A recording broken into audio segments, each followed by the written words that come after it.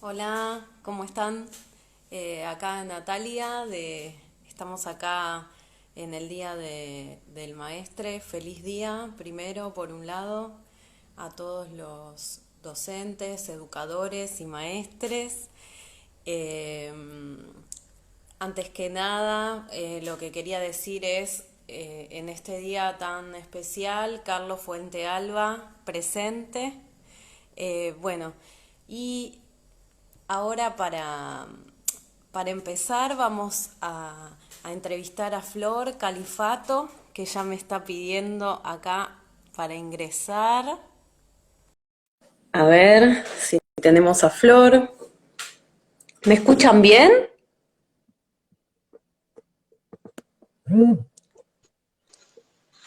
Ahí tenemos a Flor. Hola Flor, buen día. Hola, ¿Cómo ¿qué estás? tal? Antes que nada decía, bueno, Bien, saludarte, feliz día.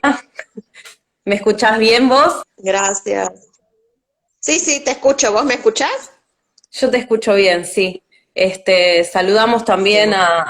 a Carlos Fuente Alba y decimos presente hoy también en el Día de los Docentes, Educadores. Y bueno, en principio podríamos empezar por preguntarte, bueno, que te presentes, que nos cuentes en principio cómo te sentiste motivada vos a ejercer la docencia, qué influencias tuviste para hacerlo, cómo fue que llegaste a ser docente. No, no llegué planificándolo. No fue algo planificado, no estudié ningún profesorado, hice la carrera de diseño y la UBA tenía ese sistema, la hice en la UBA, de que los mismos alumnos, mientras eras alumno, podías ser docente. Nada, y ahí, así fue empezando. Después volví a Jujuy y empecé a dar clases en la universidad porque me gustaba, me parecía una forma de estar siempre activo, no sé, como estar siempre teniendo que repensar la profesión, porque al estar con chicos más jóvenes o que empiezan o tener que explicar lo que uno hace desde el oficio, me parecía bueno. Después ya sí, hice una especialización en docencia y aprendí un poco más de pedagogía y de cómo dar clases. Y bueno, y ahora trabajo en la escuela en Salta. Estoy de licencia en la facultad un poco porque me cansé y estoy de docente en la escuela en Salta en los talleres libres. Antes estaba en el profesorado y bueno, elegí quedarme en los talleres libres, ¿Y de qué estás dando dando talleres? cerámica. Cerámica, perfecto. Cerámica. Y nunca, y vos decís esto, ¿no? ¿Nunca sentiste que la docencia la elegiste así como una cuestión de oficio? ¿O fue más bien, bueno, esto que vas contando, algo que se fue dando, pero eh, como una necesidad de una entrada, digamos, de dinero, una salida laboral frente a la situación de que no todos podemos vivir del arte, digamos? ¿Cómo lo sentís esa Claro, relación? sí, obvio. Sí, cuando volví a Jujuy a vivir, porque yo me crié acá, el trabajo que primero conseguí es dar clases de diseño, como era la única en ese momento, de las pocas que tenía título universitario y la carrera era nueva, entonces bueno, empecé a dar clases de diseño. Y era una salida laboral, no muy rentable porque es una universidad privada, así que, este, pero bueno, y también es una forma de insertarse, ¿no? Los artistas o los profesionales que somos de los interiores y vamos a estudiar a otro lado, cuando volvemos hubo un lapso de tiempo que dejamos de estar en el medio, entonces una forma también de volver a conocer la escena, lo que está pasando es desde la docencia, ¿no? Porque es donde se forman los nuevos actores culturales, ¿no? En las escuelas. Claro. Y en ese sentido, ¿qué es lo más gratificante para vos de el rol como docente en esa relación con los estudiantes? A mí me gusta Primero cuando el alumno te desafía, ¿no? Cuando hay un conflicto entre docente y alumno y podemos generar un conocimiento a partir de esa, yo como docente obligarlo a salir de cierta inercia o un clientelismo que se instala entre alumno y docente, de que el alumno espera que uno le dé todo como fabricado, ya elaborado. Y ahora en cerámica me encanta porque, bueno, es lo que más me gusta mucho más enseñar cerámica. Y, y bueno, y justamente abrir esas nuevas puertas y que después el alumno haga por sí mismo las cosas, ¿no? Y venga y te cuestione, y te diga, pero yo vi en otro lugar que lo que usted dijo no estaba tan así. Eso me parece que es lo mejor, ¿no? Ese desafío, porque ahí sí se está creando conocimiento. Y vos, ¿qué te parece que dentro de tu tarea, cómo es cómo pensás esa cuestión de formación de artistas o formación en tareas creativas? Eh, ¿qué, qué, qué pensás que puede ser un aporte para la sociedad? ¿En qué sentidos? ¿Cómo pensás la formación? En las escuelas decís cómo se forman a Claro. los artistas en... Hay una gran, ¿Para para qué? mí hay una O gran sea, ¿para qué contradicción. formar artistas, Claro, digamos, ¿no? Que sería como la pregunta. sí. Cuando se hizo la transformación educativa, que yo la viví como estudiante cuando hacía la escuela de cerámica, que se transformaron las escuelas de arte a solo profesorados, no como un fortalecimiento solo de lo artístico, sino también como profesorados, me parece que hubo una pérdida ahí, ¿no? Porque ahora los alumnos que entran al profesor le dicen, ustedes no van a ser artistas. Sin embargo, no hay otro lugar en las provincias donde estudiar arte que no sea en un profesorado de artes. Entonces, me parece que ahí hay una contradicción y hay una limitación, ¿no? Bastante perversa del sistema, porque ¿qué sabes si ese alumno puede ser un buen docente, puede ser artista, pueden ser las dos cosas, pero se hace mucho hincapié sobre todo eso, ¿no? De que no, acá ustedes vienen a aprender a enseñar arte, ¿no? Entonces ahí se omite la parte sensible del alumno, ¿no? Pero sin embargo, estudian haciendo arte, entonces hay una gran contradicción en el sistema desde el principio les dicen, no, ustedes no van a ser artistas, pero tienen que aprender a cómo se hacen las cosas, pero a su vez te estamos inhibiendo la parte sensible que puedes tener y que entraste a la carrera de arte porque querés ser artista, ¿no? En ese sentido me parece que cuando se hizo esa conversión de la educación en los 90 hubo una gran pérdida para nosotros, para los artistas, ¿no? De un espacio de exploración, de libertad, y se instaló un discurso mucho más pedagógico, ganaron mucho más las materias pedagógicas que los talleres, ¿no? Ajá.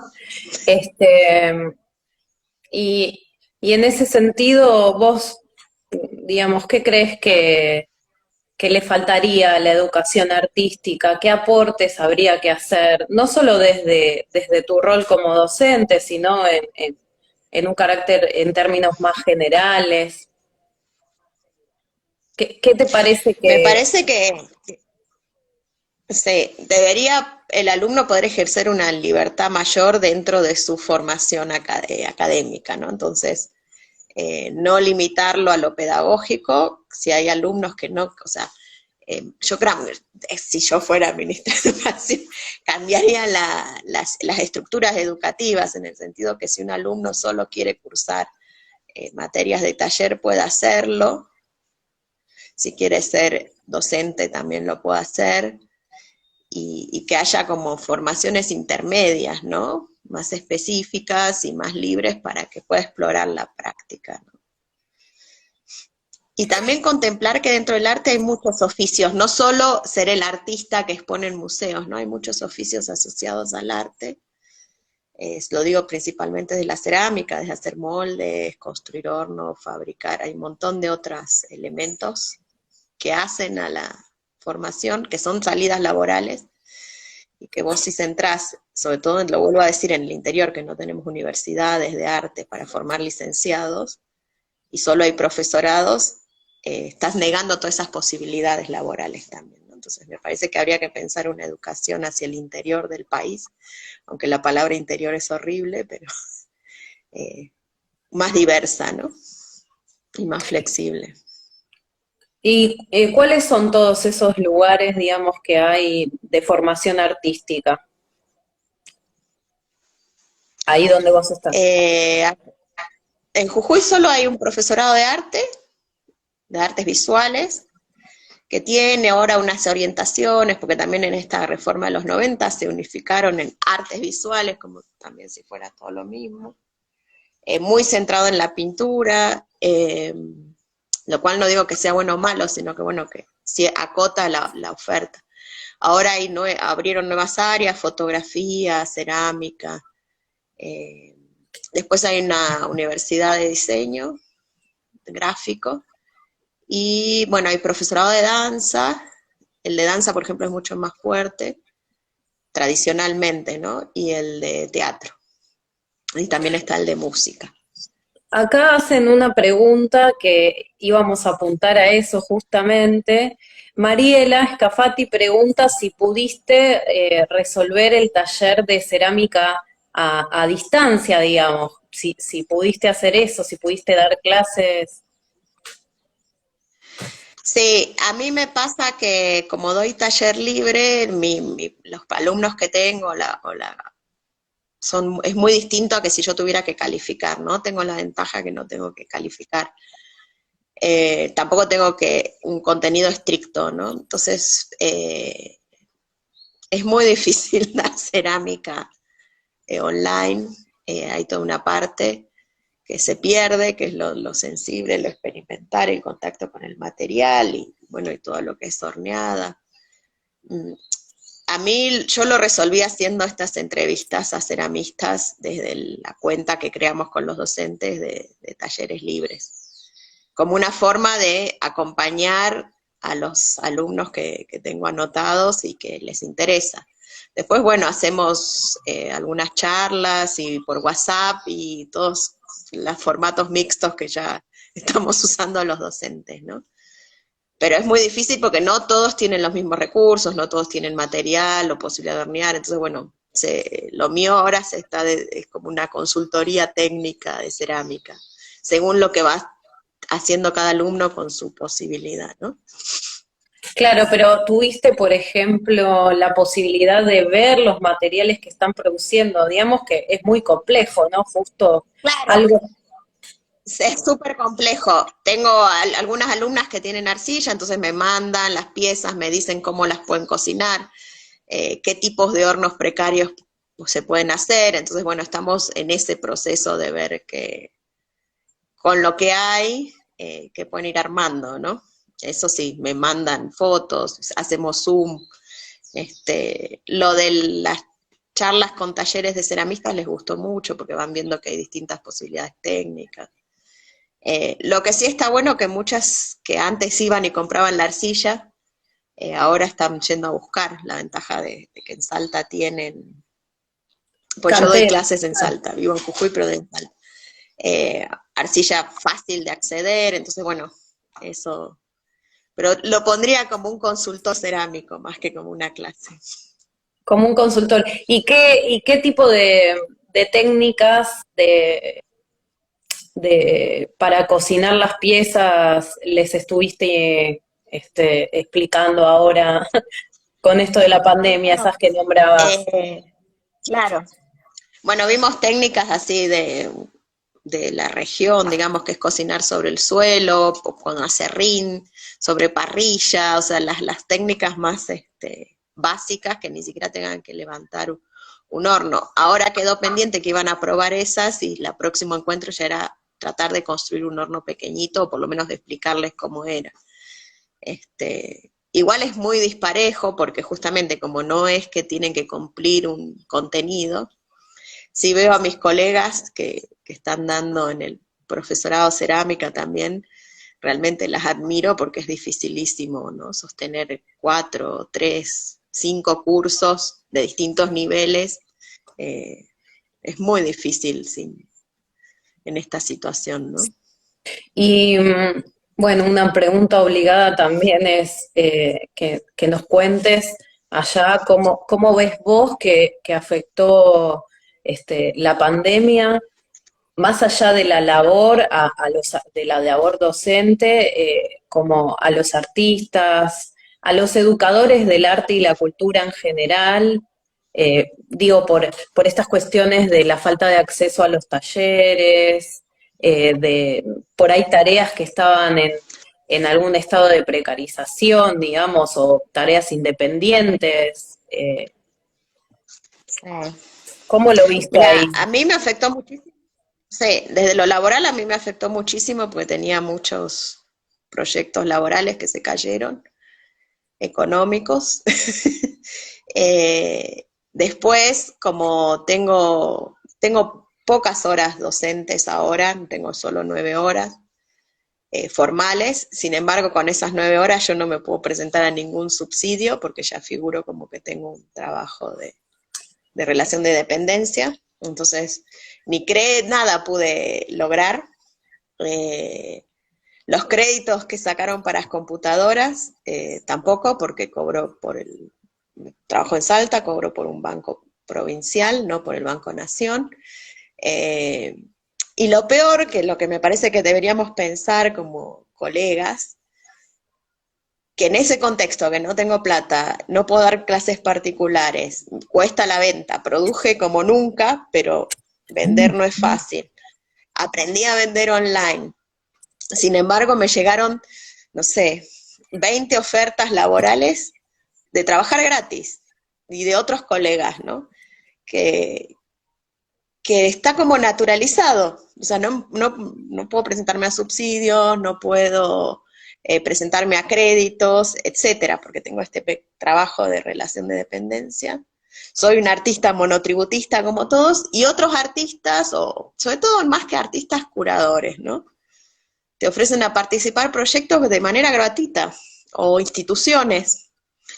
Entonces, sin embargo, cuando vos decís, bueno, pero algo tengo que ganar, ¿de qué voy a vivir? Somos mendicantes, ¿no? Somos como que,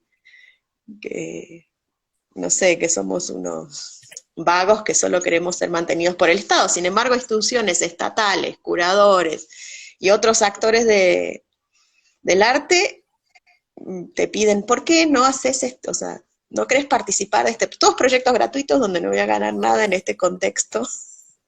¿Y ¿No? Entonces, pudiste ver el sí. tarifario que está circulando para artistas visuales? Sí, lo vi, me parece que está buenísimo, porque si no te dicen, ay, pero escribiste, no querés participar o sea, todo, o sea, ya ponerme a pensar es un trabajo. Prefiero, o sea, si lo voy a hacer gratis, hacer mis opciones, ¿no? Entonces me parece corto. Ay, Se corta eh, así. porque no hay un parámetro, ¿no? De eh, cómo cobrar o cómo poner ese límite, ¿no? Cuando decís que no, también sos mala, ¿no? Sos malvada. Es que no te copás o que no tenés. Entonces, es un poco extraña esa relación con el poder y el arte. Sí, una precarización que viene de muchísimos años, ¿no? Que venimos arrastrando en el sector. En ese sentido, me parece que es un gran paso el de tener un tarifario como una herramienta, ¿no? Para poder salir a ponerle un valor a nuestro trabajo, en definitiva, ¿no? Porque Claro. no se trata para mí de que haya, la gente sea mala, buena, o que se aprovecha, sino más bien que está naturalizada la precarización en el sector.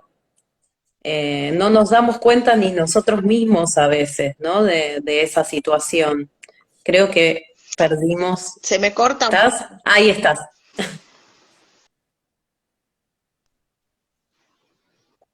Ah, no. Vamos a esperar un segundito. Hola, Sí, ahí estás. Se te escucha bien, sí. ¿estoy yo o no estoy? No sé si soy Sí, yo la que estás, se estás. corta o... Estás bien. Ah, Se te bueno. ve. Bueno. Estábamos charlando sobre el tarifario, y sobre esta cuestión de la Sí, precarización y me parece que sobre lo que vos decías, está bueno empezar a también tener el tarifario y ejercer el no, ¿viste? Porque también estamos acostumbrados no sé, decir, oh, uy, me voy a perder este trabajo, si digo que no, ¿qué va a pasar? No, y creo que el no es un derecho que tenemos que empezar a ejercer y para generar ese límite, ¿no? Porque si no hay una construcción, sobre todo es muy tremendo que las instituciones lo hagan, ¿no? sí, Sí. acá comenta Mariela que tenemos el link del tarifario en la bio de Instagram, que ahí se puede descargar. Tiramos ahí los chivos. Sí. Eh, Se puede descargar el link de la bio, para adherir, para leerlo, para estudiarlo. Este, y Sí, también y que otro, no quede mal hablar de plata y arte, ¿no? Porque si no queda mal si decís, bueno, ¿cuánto me vas a pagar por esto? Ah, este solo quiere plata. Sí, claro, porque tengo que vivir del arte. claro, es un trabajo en definitiva, eh, como cualquier otro, así que estás ahí, te perdí. Se corta un poco, no sé si vos me escuchás, sí, ahí estás. Y ahí Para estoy, muy bien. también me parece otra pregunta por ahí que queríamos hacerte es alrededor Buscando la de, señal. ¿estás? Sí, sí, estoy buscando la señal mejor por si se va. Acá dice, hay un comentario que dice, eh, de Da Vinci, lo nefasto que está haciendo el gobierno es que el presupuesto para educación está, pero no se está usando. Ahora, ¿dónde está ese dinero? ¿Cuándo podrían justamente invertirlo en ustedes? Bueno, hay muchos comentarios, muchos Sí. saludos. eh, bueno, no, te iba a hacer una pregunta alrededor de cuál crees vos que podría ser un programa educativo para un museo, si pensaste alguna vez en eso. Teníamos un espacio cultural en Tilcara que medio que ahora se me hizo imposible sostenerlo, sobre todo en estos últimos 4 años. Fue agotador y quedó ahí medio detenido. Y la idea era tener un programa educativo. Eh, Me parece que un programa educativo en un museo tendría que ir hacia la gente que no va a los museos, ¿no? Porque yo siento que a veces los programas educativos van a un mismo nicho siempre al mismo grupo, y es como auto, no sé, auto elogiarnos, ¿no? Entonces, si solo los programas educativos van para gente que solo conoce de arte y se vuelven tan ombliguistas, se pierde, me parece, el objetivo del museo, que sería generar nuevos actores y partícipes, ¿no?, de la escena. Entonces me parece que un programa eh, educativo en un museo tendría que ir a apuntar a eso, ¿no? A gente que nunca iría a un museo o que no entraría porque hay una barrera cultural siempre que existen los museos, eh, sobre todo cuando son edificios así muy enormes. Hay toda una porción de la población que no se anima a entrar, que culturalmente, socialmente está restringida, ¿no? Entonces está bueno eso, pensar programas educativos, museos que salgan también del edificio y vayan a buscar a su público en el territorio. Claro. Y además a Quiero decir veces, otra cosa, sí, te lo digo desde una provincia que no tiene museo, no tiene museo de arte y no tiene museo de arqueología, así que eh, hay salas, pero no tenemos museos, salas de exposición que se rifan, se sortean, las plazas según como tenga voluntad el funcionario, sin mucho criterio, pero no hay un museo de arte, ¿no? No, te iba a decir que bueno, que en los museos no siempre la cuestión de gratuidad tiene que ver con el acceso. El acceso tiene que ver Claro. con estos programas y estas cuestiones que vos más bien estabas nombrando. Eh, y, mm, y en este contexto, por ejemplo, ¿vos qué pensás que se podría hacer desde las salas, desde los museos, desde las instituciones artísticas que hay en Jujuy para poder, digamos, acercar todo ese acervo cultural de los museos a los territorios, como vos decís? Que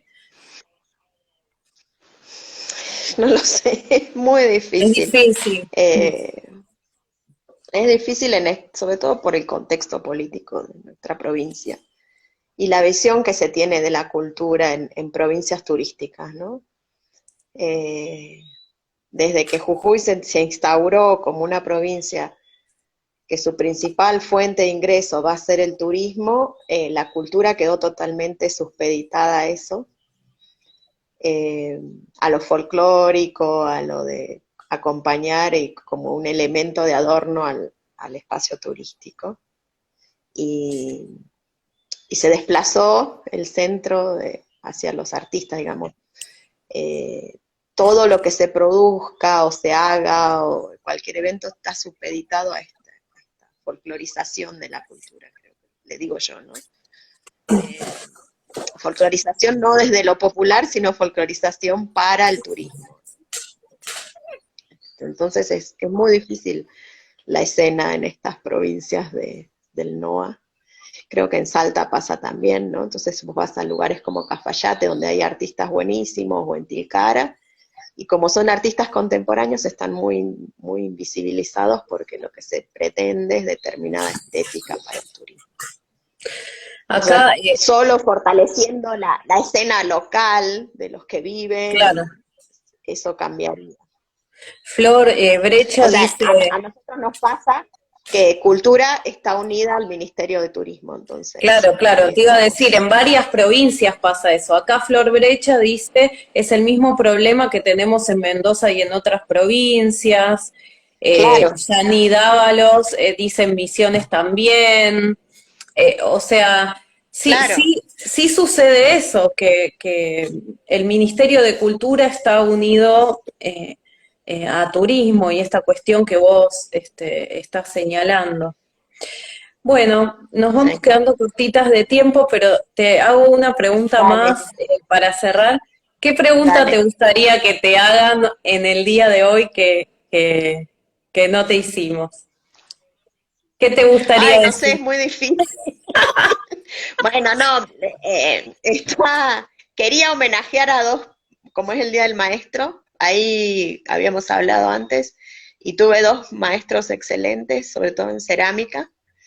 Una fue Carlota Cairo y otro Hugo Aramburu, que, que justamente fueron transformadores, ¿no? Cuando esos docentes que vos conocés y, y te meten en el oficio y en la práctica de una manera maravillosa. Así que bueno, eso, homenaje a ellos dos.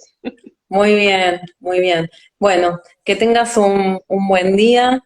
Muchísimas gracias. Bueno, gracias. Vamos a seguir en todos en contacto y a pasar el tarifario, que repetimos que está el tarifario en la bio para descargar. Y bueno, esperemos seguir fortaleciendo esta organización y estos encuentros y nos estamos reuniendo por ahora en lo virtual pronto. Te mando un abrazo, ¿algo más? Dale. ¿Querés decir algo más o...? No, no. No sé si hay más preguntas, pero no. Y gracias por invitarme.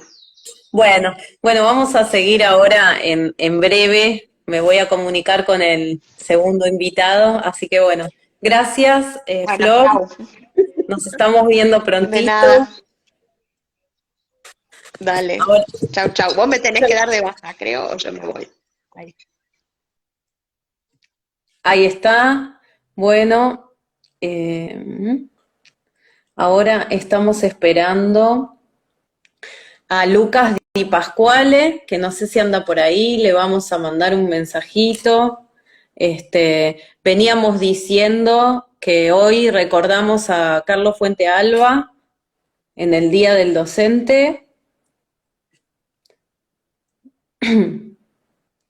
Vamos a ver.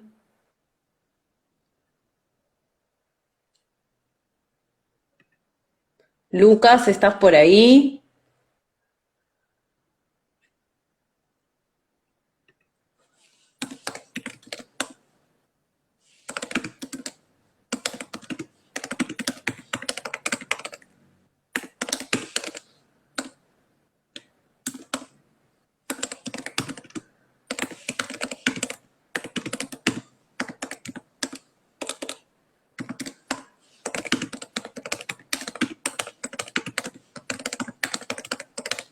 Bueno, vamos a esperar unos minutitos que ya, que ya tenemos a Lucas. Bueno, hay muchos mensajes muy lindos, hermoso escucharlas. Carlos Fuente Alba presente. Ahí está Lucas.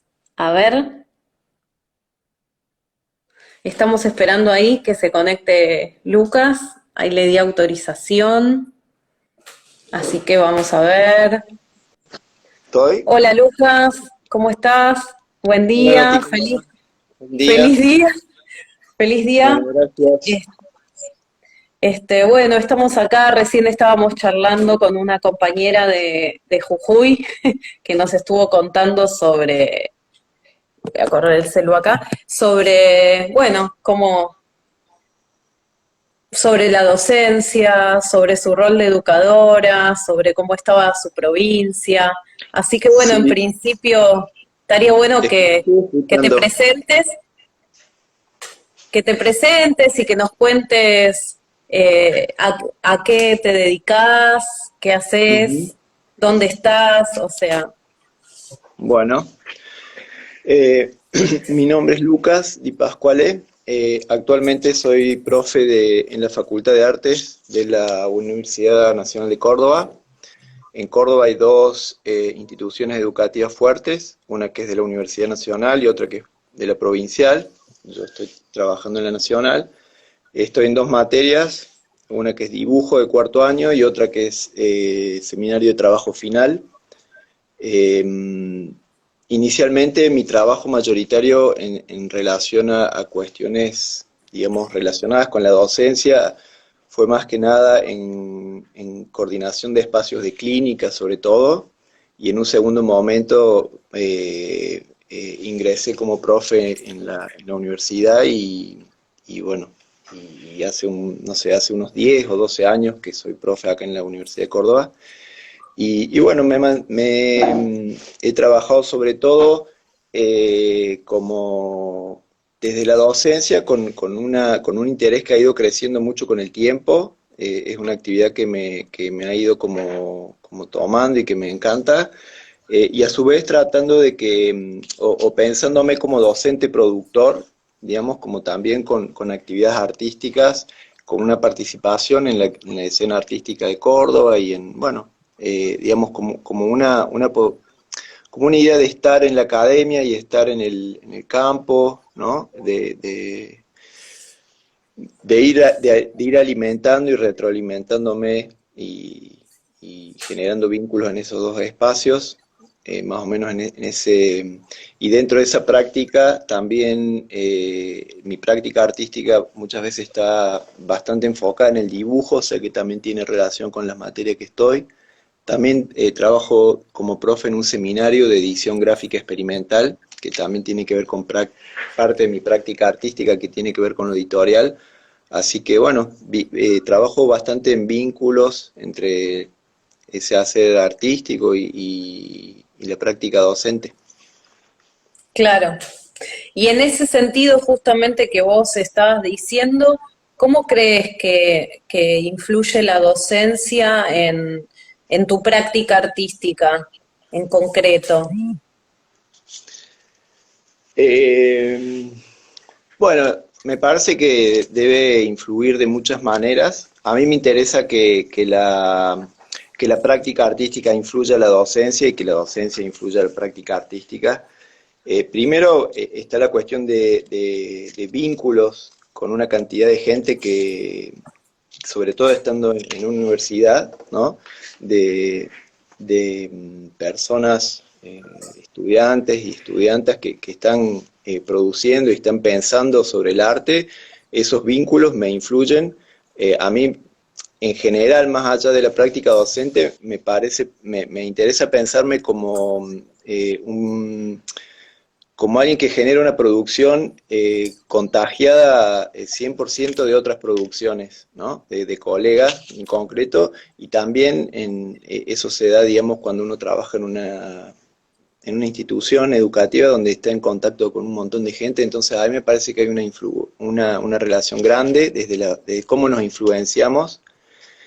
Después, también hay cuestiones que a mí me interesan llevar a la práctica artística, a veces que tienen que ver con otras prácticas, ¿no? Como decir, bueno, con estrategias quizás de producción, por ejemplo, que podrían tener que ver con la práctica política, pensarlas en la práctica artística.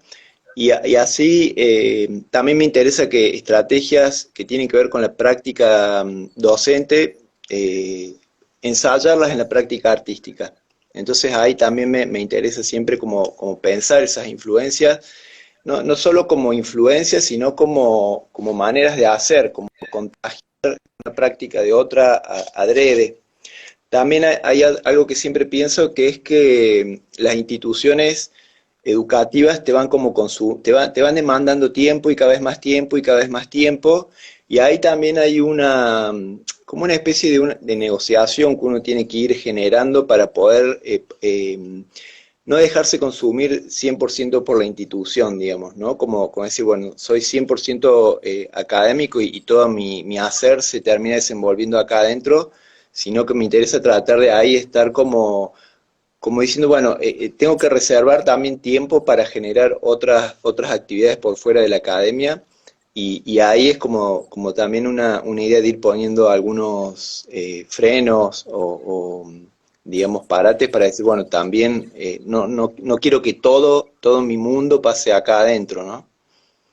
Que lo que pasa que las instituciones de arte, cuando tienen objetivos y sentidos y destinatarios mucho más concretos que una práctica artística, entonces por ahí uno se puede ir relajando y bueno, ir generando todo el hacer adentro de la institución, ¿no? En la medida que va consiguiendo nuevos puestos, o que te van pidiendo que hagas esto, que participes de una comisión, que participes de lo otro. Bueno, la universidad es muy propicia para uno ir bueno, expandiendo el hacer bueno, y mantenerse muy ocupado ahí adentro.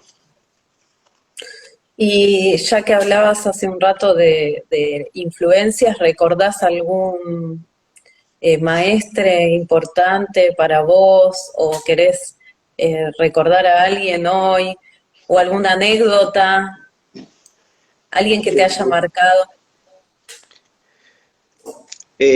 No, cuando mencionaron recién, cuando terminaba en la charla anterior, pensé en alguien, porque hace poco falleció un profe de la Facu de Artes que se llamaba Eduardo Moisés Pané, ¿no? Que fue un profe muy importante, y que yo particularmente no tuve un vínculo muy estrecho con él, pero me parece que a lo largo de la carrera me fui como enamorando de distintas cátedras, y quizás en cada año estaba muy en contacto con alguna en particular, pero al terminar la facu siempre pensé en ese profe como alguien que tenía él tenía una materia que se llamaba lenguaje plástico geométrico, y ha sido un artista muy importante en Córdoba, y me parece que a nivel de país también, en relación a la pintura geométrica, y él entonces tenía un hacer muy, muy enfocado, ¿no? Su práctica estaba muy, muy enfocada en una cuestión muy particular, pero a su vez su cabeza al relacionarse con estudiantes era muy abierta, digamos, ¿no? Era todo lo contrario a su hacer, digamos. Muy enfocado en su hacer en algo en particular, pero muy abierto a la hora de pensar y a la hora de dialogar con nosotros, digamos, como estudiantes. Y eso es algo que me parece muy importante desde la práctica docente, digamos, pensar en el otro antes que en los intereses propios, digamos, ¿no? Y eso, bueno, ese profe, digamos, es un ejemplo. Y también dentro de la actividad que yo empecé haciendo antes de trabajar en la Facu, que tenía que ver más con el espacio de clínicas, con dar clínicas de arte, allá hace, no sé, por los 2000 más o menos, tomé clínicas con Tulio Sagastizábal y el formato de él de trabajar en las clínicas a mí me parece que me influyó mucho y descubrí ahí una manera de dialogar sobre la práctica artística bueno, me parece que me marcó y bueno, que siempre la recuerdo con, no sé, con mucho cariño. Ujú. Muy bien. Y para vos, por ejemplo, ¿la docencia puede ser una forma de investigación artística? Una forma de... De investigación artística. Ahí justo se cortó, vamos a esperar que vuelva Lucas.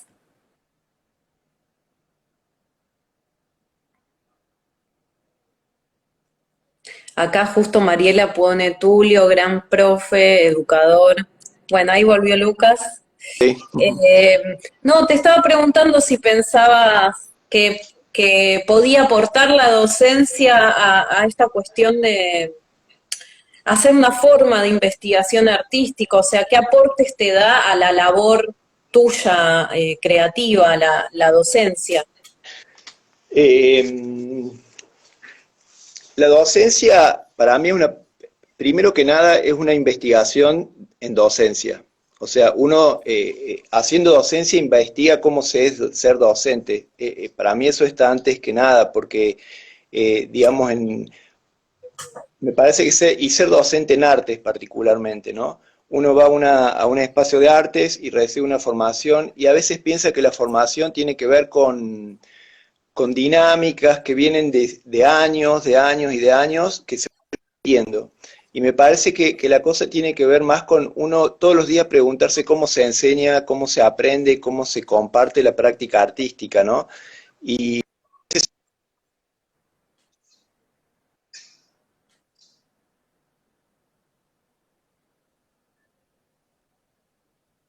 Vamos a esperar que vuelva un poquito Lucas, que nos estaba hablando acá de... Ahí volvió. bueno, Sí. digamos que tiene que ver con indagar la práctica. Y después, cada materia, digamos, con sus particularidades, con sus ejes y los talleres o las materias teóricas, también son espacios de investigación sobre esas problemáticas. Y me parece que en un ideal deberían ser espacios de investigación lo más horizontales posibles, digamos, responsabilidades distintas, pero pensando en esa idea de ese maestro ignorante que genera espacios para aprender en conjunto con quienes están tomando clases. Ok. Y en ese sentido, ¿cómo haces vos para evaluar, por ejemplo, a un estudiante? Es algo complejo, ¿no? Sí, sí, me parece que es muy complejo y, y sobre todo hay una complejidad en la cantidad de notas para poner del 1 al 10, digamos. Es algo que a mí me resulta medio raro.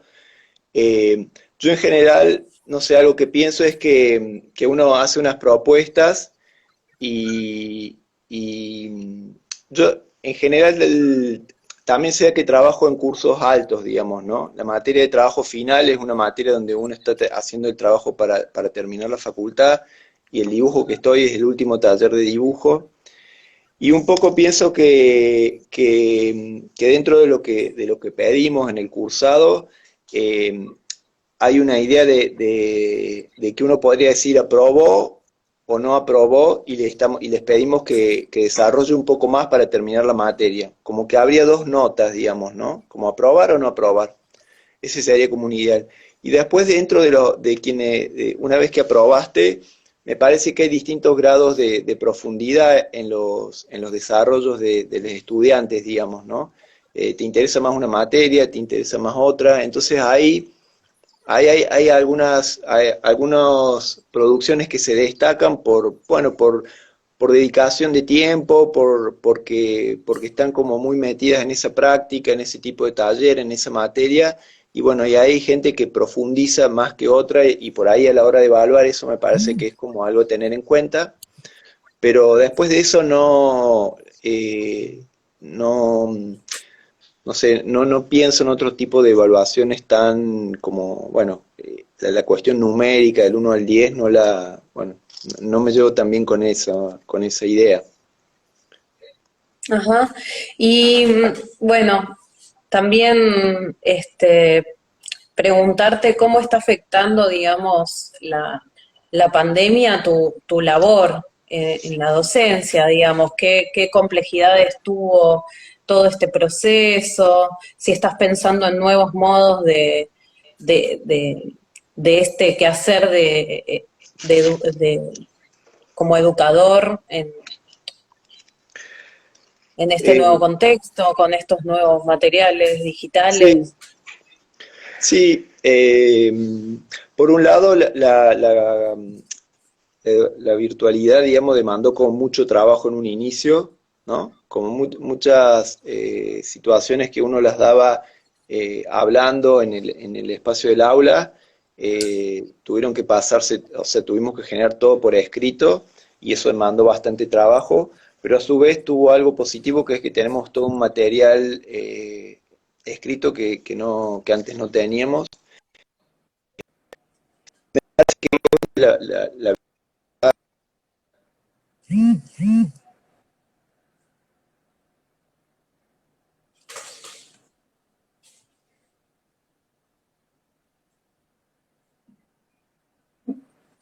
Sí.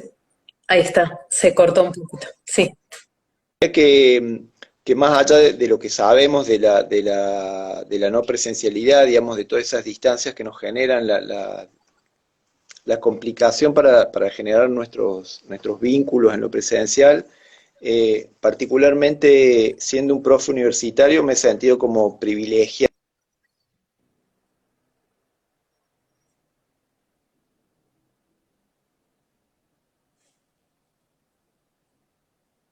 Vamos a esperar un poquito que vuelva la conexión a Lucas.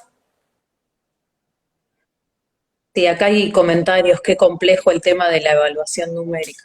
Sí, Lucas, estás, Bueno, no, decía ahí que volviste.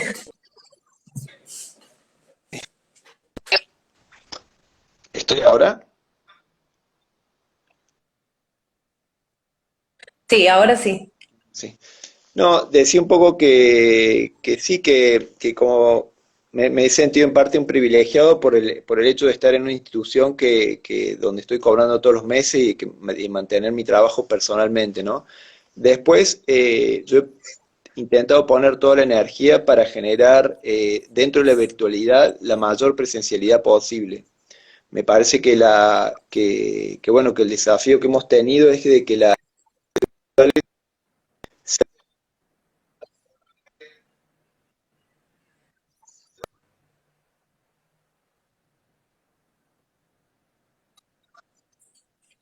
viene.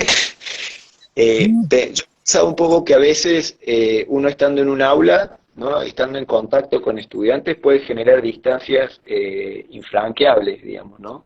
Y también uno desde la virtualidad puede generar cercanías. Entonces ese ha sido nuestro desafío y me parece que bueno, que ese ha sido nuestro trabajo y está siendo nuestro trabajo hoy, digamos, de profes y de estudiantes, tratar de generar vínculos mediante la virtualidad. Y hemos aprendido un montón de cosas y me parece que también hay herramientas que nos van a servir para después, para cuando tengamos lo presencial. Claro. ¿Y cuál te parece que podría ser, por ejemplo, un programa educativo para los museos, también pensando en el contexto actual? Eh, Sí, acá en Córdoba, por ejemplo, cuando empezó la pandemia, medio que la mayoría de los museos de la ciudad desaparecieron, digamos, ¿no? Como que los vi como esperando que pase, digamos, eh, como extrañando la presencialidad, digamos, sin reaccionar al presente, digamos, a que había que trabajar en las situaciones en que estamos. Ahora creo que se han activado un poco más después de varios meses. Y me parece que la cuestión de los museos del programa educativo, yo no lo veo como algo, no sé, no lo podría pensar separado de los proyectos expositivos. Me parece que los proyectos expositivos tienen que estar enmarcados en proyectos educativos, digamos, como que tiene que haber un correlato de inicio, desde que se piensa una exposición se tiene que, y las particularidades de cada exposición tienen que ver con particularidades en esa relación con públicos, no sé, no tengo ideas así, ¿no? De decir, bueno, el programa educativo tenía que ser de tal manera, sí me parece súper interesante y también comparto lo que charlaban antes de decir que el museo también tiene que salir, digamos que no se tiene que conformar con sus paredes, el museo tiene que tomar la ciudad, digamos, ¿no? Tiene que tomar el territorio, tiene que pensar en expandirse con las herramientas que haya, digamos, y hoy, desde la virtualidad, digamos, me parece que también tiene muchas herramientas que antes estaban un poco como en segundo plano, que en algunos casos creo que se están utilizando y de maneras bien interesantes. Acá preguntan, bueno, hay varios mensajitos. eh, es anterior, pero Mariela Escafati dice, la mayor presencia es posible. Y después preguntan, ¿qué pensás que se podría adoptar esta virtualidad para cuando vuelvan las clases? Ah, creo que la pregunta es si pensás que se puede adaptar la virtualidad esta en la que estamos a cuando vuelvan las clases presenciales. Supongo que se refiere a si podemos utilizar esta herramienta aún así cuando vuelvan las clases presenciales y de qué manera. Eh, yo creo que la mayor presencia es una utopía, pero que hay que ir atrás de eso como objetivo para ver qué logramos, digamos. Es algo que estamos indagando y que por lo menos a mí me ha generado como mucho interés y poner energía bueno, para ver cómo logramos esa mayor presencialidad. Pero obviamente que hay muchas más condiciones en la presencialidad real, digamos, ¿no? Donde los cuerpos están en un mismo espacio, ni hablar. Eh, no sé, de las herramientas, por ejemplo, hay algo que yo he estado pensando que tiene que ver con que en la academia, en la institución, nos mantenemos muy a puertas abiertas, muy a puertas adentro, digamos, ¿no? Todo se da muy en el aula, en los espacios expositivos de los pasillos, entre profes a estudiantes, como que la cosa no sale de ahí. La virtualidad nos ha dado muchas herramientas para pensar más maneras de presentación que tienen que ver con lo público también. No está el espacio público de la calle, pero sí está el espacio público de las redes. Y esa manera que hemos adoptado ahora de corregir, de compartir, de ver trabajos, de indagar, bueno, nos ha abierto alguna necesidad de contacto con el espacio amplio, que no es el académico, digamos, que antes era más fácil mantenerse adentro de la burbuja de la universidad, y me parece que eso yo lo veo como algo bien positivo, digamos. Y una pregunta te hago más con respecto, ya que estamos hablando de la pandemia, ¿vos cómo viste que afectó la economía de los artistas y les docentes y les educadores el tema de la pandemia, digamos, no poder ir a sus talleres a trabajar o... Ujú. Sí, me parece que la pandemia afectó mucho la práctica artística porque, bueno, la práctica artística en general se da mucho y actualmente a partir de vínculos, ¿no? De grupos, de mantenerse como grupos generacionales, grupos intergeneracionales, pero esa cuestión vincular es como una cuestión que sostiene y que siempre está como dando sentido a la práctica artística. Y ese para mí me parece que es la mayor como, como mayor complejidad que genera ese no poder salir y no poder reunirse, etcétera. Después, desde lo económico, bueno, todas las economías que tienen que ver con generar espacios de formación independientes, eh, o práctica, bueno, toda la práctica independiente me parece que se ha visto muy, muy afectada en una economía que ya estaba muy afectada desde siempre, porque siempre la práctica artística ha sido precarizada, y bueno, y hoy eh, más todavía porque bueno, por las situaciones que todos conocemos, digamos, en el momento que todo está precarizado, bueno, la práctica artística es parte de ese todo, pero también con algo que viene desde antes muy fuerte, digamos, ¿no? Entonces es como que la desesperanza se hace más grande, me parece, porque vos decís, bueno, si ya estamos precarizados antes, ahora que está todo precarizado, lo nuestro tiene salida, digamos, es como una pregunta, y en ese sentido me parece como, para contradecir lo que estoy diciendo, súper interesante todas las iniciativas de ponerse a pelear, ¿no? Por, por salir de la precarización, digamos, que todas las iniciativas que está habiendo hoy. Sí, volvemos a contarles a todos todos los que nos están viendo que en la bio está el link de un tarifario que salió ahora, un tarifario que es una herramienta, digamos, para ver y discutir, que pone valores a nuestras tareas, y bueno, sí, estamos en esta situación, ¿no? Muchos artistas eh, que no que tienen un trabajo de educadores, pero no de una institución, sino trabajos más informales, son los que en este momento están en una situación, Ujú. digamos, de mucho, en una situación mucho peor, ¿no? Que les afecta Sí, muchísimo más económicamente, además del resto de las actividades artísticas que no se están llevando a cabo, digamos, la participación de muestras o de algunas cosas, subsidios sí, que se han pero bueno, suspendido.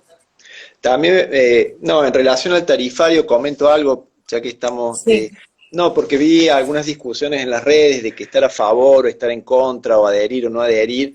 Me parece que algo importante sería no ponerse a ver el punto que no estemos de acuerdo con el tarifario o en su totalidad o en una parte, digamos, como esa disquisición, sino que el tarifario me parece como importante como totalidad y como herramienta que pone una discusión muy fuerte, digamos, ¿no? Y que trae un problema bien al presente, al decir hoy y al proponerlo a las instituciones, a decir, bueno, tenemos que hablar de dinero, que ajá. siempre la cuestión del dinero en las artes se habla o en voz baja o se deja para hablar la mañana y mañana se va a dejar para hablar mañana de vuelta, digamos algo como que siempre queda en segundo plano.